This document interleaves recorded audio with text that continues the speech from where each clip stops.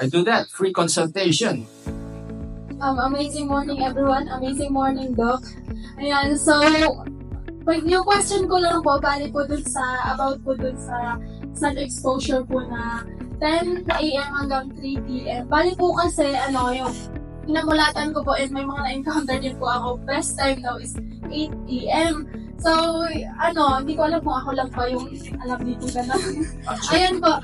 So, paano po Dok, halimbawa po is nakalabas ka na po is around 8 p.m. Then, the rest po maghapon hindi ka na po naka-expose sa which is maganda po siya dapat 10 a.m. to 3 p.m. Okay lang po ba yan kung mga around 8 a.m. ka lang po na-expose sa sun or kailangan po talaga maglaan ka or 10 a.m. or 3 hanggang 3 p.m.? Okay. Ito, makinig. Kung ano ang kayang gawin ninyo, kung 8 ang kaya nyo, at pagdating ng 10 a.m. nasa office na kayo, hindi na kayo makapag-sunbathing, hindi natin pipilitin yun. Okay? Kung ano lang kahit sa mga babies, much better yung pagsikat ng araw. Okay?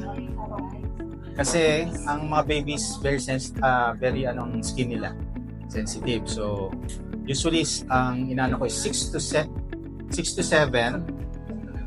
no? So 1 hour, 30 minutes nakaubad ganyan. Pagdating ng 8, wala na, dapat hindi na. Pero pagka 7 past na, yung nagbibilag is napapaso na, much more yung baby.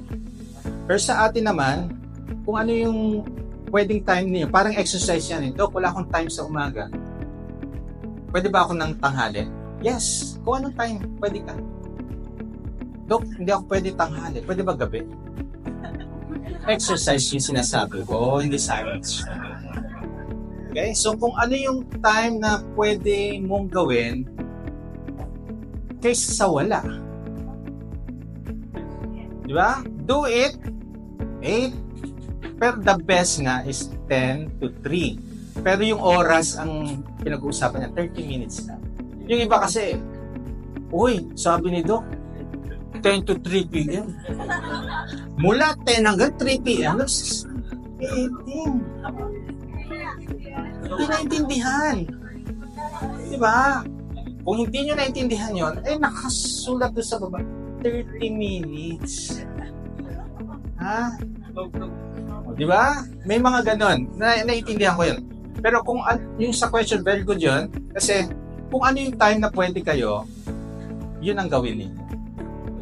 Okay? Yes. Anymore?